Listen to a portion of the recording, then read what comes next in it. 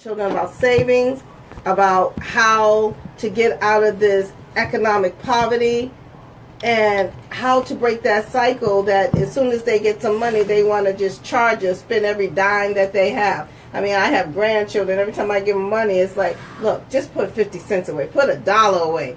And they're like, but the ice cream man is coming. The ice cream man is coming. Mm-hmm. Or, they, soon they see the dollar store, I can get this, I can get that, I can get this, I can get that. And we're not teaching them about how to save a little something. Put something away because you might want something later. So it's really important now that we need to start teaching our children how finance works.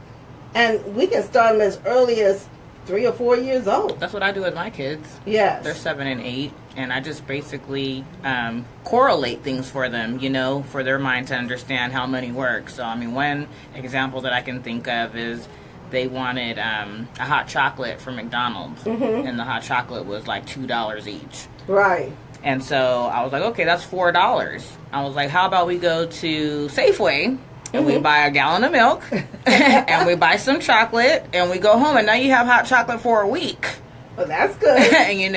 And we spent $5. Right. You know what I mean? But I was able to show them, see, we didn't waste our money on that one thing that was going to cost us $4. We were able to actually extend our dollars, and now you have hot chocolate for more than just one night. I remember when my daughters, before they got the job, everybody wanted to buy the new shoes, new Nikes, new this. My daughter got a job. And I said, okay, now you can take your $50 or your $100. Let's go buy you a pair of Nike. Mm-hmm. She said, wait a minute, that's going to take all my money. Duh. She said, oh, wait a minute for a second. He's not worth it that much. Right. Yeah, but you want the new shoe. Mm-hmm. Rather than take your $100 and you can buy at least 2 pairs of shoes, you're only going to pay one. And don't forget the taxes. That's right. So I'm teaching my granddaughter, when we go to, the Family Dollar store, that, okay, round up all the time. Don't go in there thinking things cost $1 because you have to pay taxes. That's right. Well, what's taxes? Why are they taking out money? Taxes keep taking out money. So we need to teach our children about taxes. Inflation. And how everything goes up. Because, as soon as possible. Exactly. So they can start to, because before we got on air, we were talking about tradition, and I really just think it's about routine. And things like that. And so the earlier we start talking about those things and bringing those things to light, the sooner they'll be able to start to impart those things into their life, and they'll be able to see it for what it is. When you turn 16, it's too late. It's too late to start talking about, finances at 16. They've had 16 years of not talking about anything to do with money, and now you want them to know how to manage their job. And the other thing, too, when they become teenagers, we got to start teaching them about, okay, you want to get out on your own? We got to teach you about, debt and how to pay bills with responsibility. I remember that episode with Bill Cosby. He was trying to teach Theo because Theo wanted to get his own place. Right. And so Bill Cosby went all the way down. He said, I can live off a bologna sandwich and stuff. And then finally said, you going to have a girlfriend? For sure. Snatched all the money. He said, you ain't going to have a dime. Right. That's so true. And so I think, the problem is, we don't discuss finance with our family. And I don't know what it is because we live paycheck to paycheck, or is it we just basically, is it taboo? Well, I just think a lot of things, we also have this stigma where, children are children and adults are adults, and, you try not to cross the lines, I guess, and you're like, we want to keep them children. But it's just like, we have to start, letting them know about real life situations. We can't continue to talk about Easter bunnies and, Santa Claus and the Tooth Fairy, because those are not real things. We need to give them real things so that are tangible so that they can see, so as they become adults. Because I think what helped me growing up, my grandmother, at a very young age, I was 9, 10 maybe, she took me to the bank and opened a bank account. And my grandma's the one who paid me my allowance. So every 2 weeks she'd give me $20, but she didn't give me the $20. She said, okay, get in the car, we're going to the bank. Oh, wow. And we'd go to the bank, and then when I'd fill out my little deposit slip and I had my book, and she would give me my $20, and I would deposit it in the account. every 2 weeks, that was our routine. So it kind of got me to learning about, the bank account. They hold your money. Then I had a Christmas fund, and I can put money there, and I'll have all this money for Christmas to buy whatever I want to buy, right? Whether it be for other people or even for myself. And I'm like, wow, this is pretty good. And we've talked about opening accounts for children. My 2 boys are 14 and 16. They've had an account for quite some time, and I think it's great. They have their own debit cards. They can use them when they want, and I would put money in their account. But as I was thinking about the story with my grandmother, the difference, my grandma used to take me to the bank and physically put the money in. So you saw the action. As far as my boys know, money just shows up in their account. I know. So I need to start taking them to the bank, have them put money in there physically, so they can see how it works. So they can see that routine and how that works. Otherwise, my dad put money in the account again. And so then they spend Right. it real fast. That's right. I think that's what I'm going to have to start doing that with my grandchildren, because my daughter, she hates banks, right? And I never taught her about finance because I really didn't know how to work. And she said, these banks keep taking my money. They keep taking the money from me. And every time I turn around, they keep taking $10 from me. I'm taking my money out the bank. I said, they charge you. How do you think banks make money? How do you think they make interest? That's so true. No, they shouldn't be taking my money. They're stealing from me.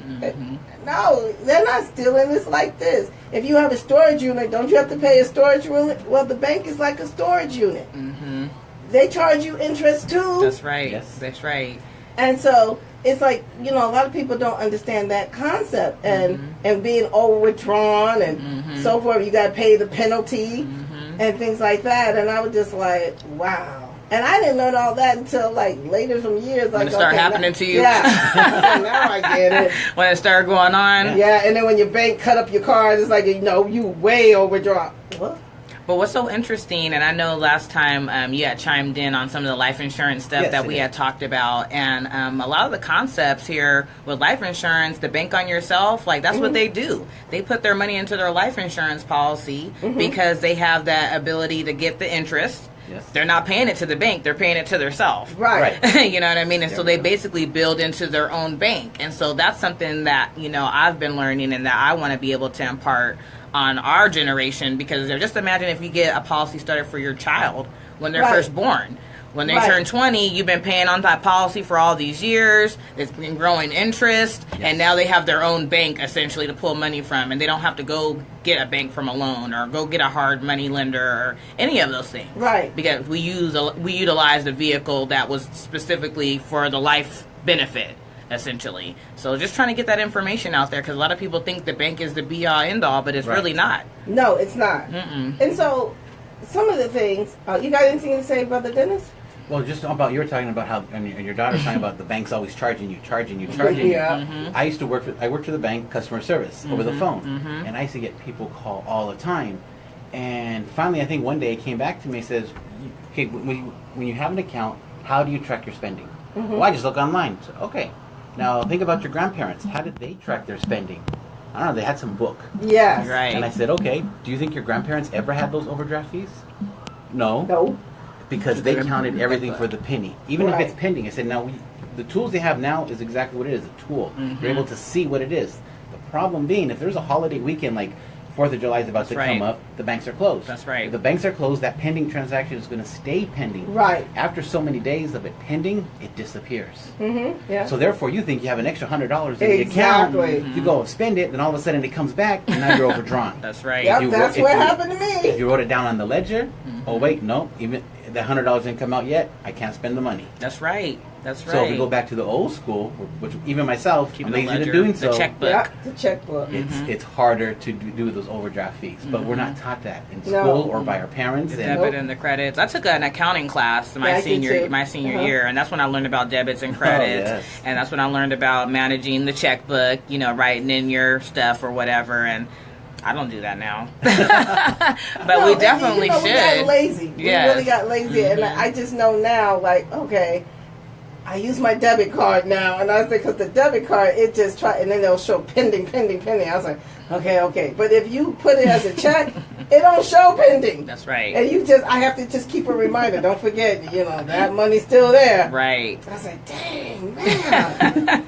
God, that money just looked nice sitting there. I said, gee. Hurry up and take this money. I know. I used to call when you going to take this money? Hurry up and take this money, yes. Because it's been sitting here for a while. And my God, I guess y'all don't want it. Because I need it. I know, exactly. I need that little dollars. It's just funny that, we see, it's just that, like you said, we see with our eyes, and it's like, we spend right then and there. The bank's like, no, we have to do this and that. And that's why a lot of people want to work with cash. Yes, you know what I mean? Because they know exactly how much cash they have, and if they have it, they have it, and if they don't, they don't. They don't. Yeah, because the process for all of this, whether it be a check or your debit, the way it always works, it goes to your bank, your local bank here in Phoenix.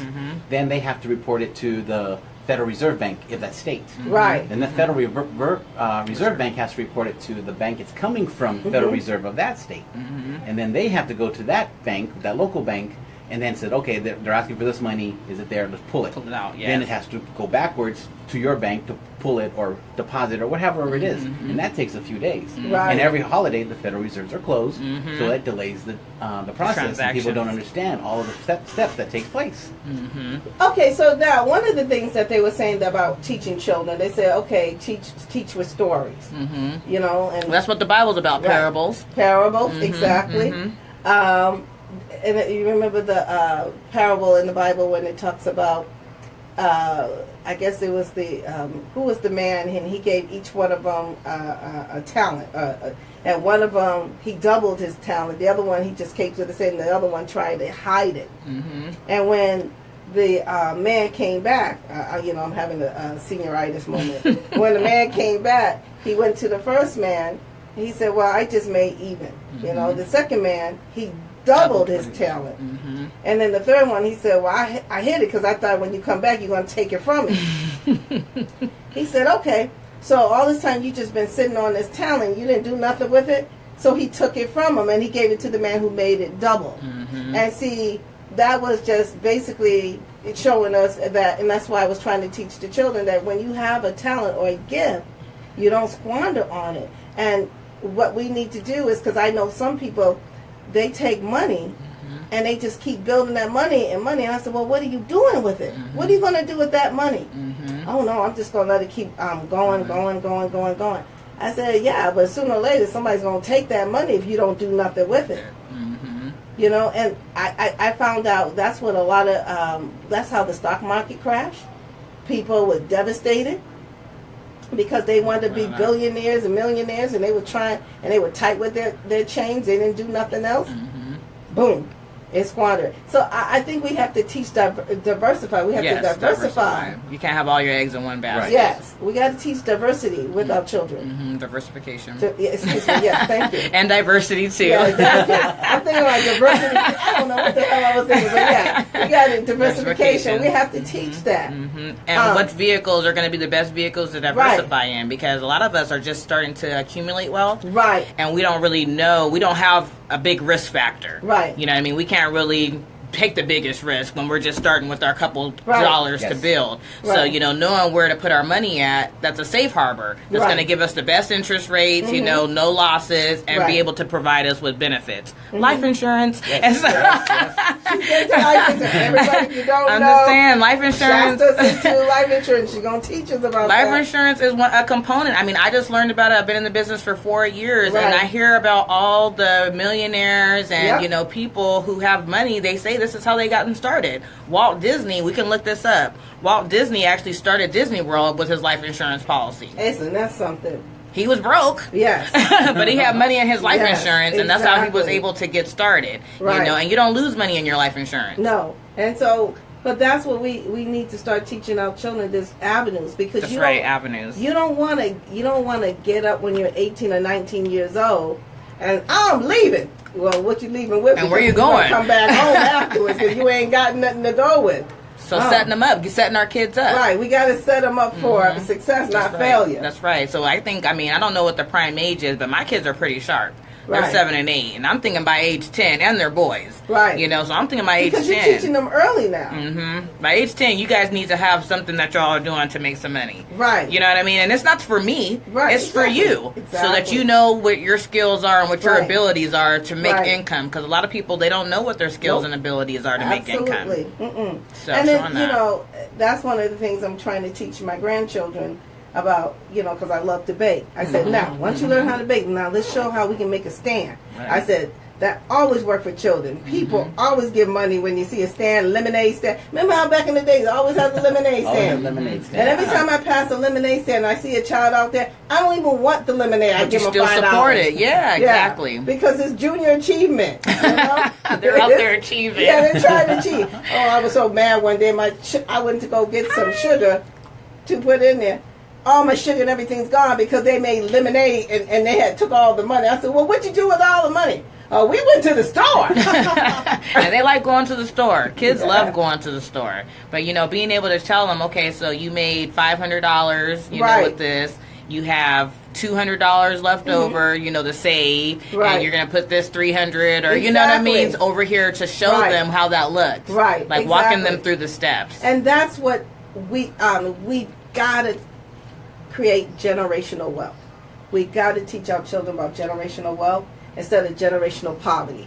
That's what I was trying to think of that word, Earlier. generational poverty. Mhm. And we need to get out of that. We got to break the cycle with our families and our children and our community, generational poverty.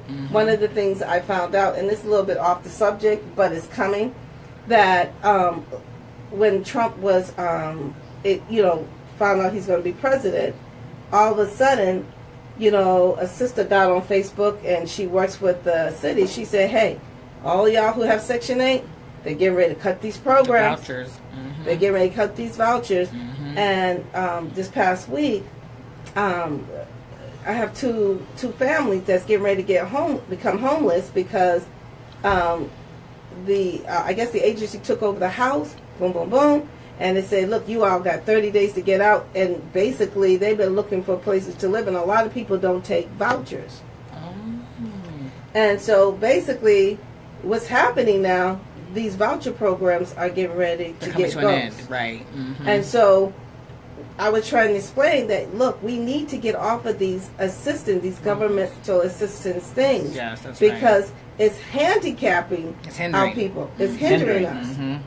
And we are... And we're all up in arms. We're Yes, so mad about exactly. it, but we're not looking for any opportunities. No, oh, absolutely. Because it's generational poverty. Their mother was on it. The brothers before them was on it. And now their children are on it. And their grandchildren, like, what are you talking about? We got food stamps. Right. You know, and I'm like, Right. oh, dang, that's right. Now they're taking the You're not food used to- stamps. Huh? I said, now they're taking the food stamps. Yeah, and then now they're talking about they're going to limit the food stamps. And so forth. Oh, yeah, because we were buying shrimp and lobsters instead. Yes, exactly. Remember? Now they stopped that. Yeah, you now know. those food stamps, you go to, what, Jack in the Box now? Yes, Oh, you you can. can? You can use go your to food Jack stamps in at the Jack in the Box. Box? Okay. McDonald's, certain McDonald's will take it. Oh, wow. Yeah, they taking food stamps. Well, I mean, it's still, I guess it's money. It is. You know what I mean? You know, Still and money. it's still food. Mm-hmm, But if you go to Safeway, you can't go to the deli Right, you can't. and purchase with food stamps. Oh, you can't? You can't buy sandwich Because meat? when I grew up, we were on welfare and food Yeah, stamps. And I remember my mom said, oh, you can't buy that. You can't buy prepared foods. That's the way it Prepared was. food. Okay. Prepared food. Prepared Okay. foods with the food stamps. You have to go to whatever to the grocery store. Right. Really? Yeah, it had to only be stuff in the grocery store. There was no McDonald's or Right. Jack in the Box. Back It in the was day like only- that. Yeah. But growing up in that whole mentality, being on the food stamps, being on welfare, my mom was always home 24/7. Once in a while, she'd have a part-time job here or there, and it was the burden of raising my brother and sister was on me. I was the oldest of the three, Yep. but somewhere from there, I think. Praise God, I was able to break multiple generational hand-me-downs, Yeah. or what you were stating. Curses. Curses. Hand-me-downs. My Yeah. mom, like he was talking about, my mom had me at 20. My grandma had her at 20. Her mom probably had her first at 20. I didn't have my first till I was 30. Good for you. And as long as I could work, I'm like, no, this is not going to happen. I had a job. Always had a job. Praise God, I had a job.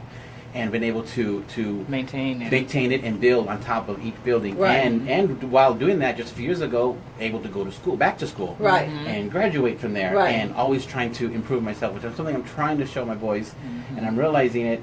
I can't just assume that they're watching me. No, they're I have not. to go and teach them and show them and walk them through the steps. That's right. Right. Well, you know what? Okay, so like, for example, my daughter, I had her at 19, welfare, boom, boom, boom, boom, boom.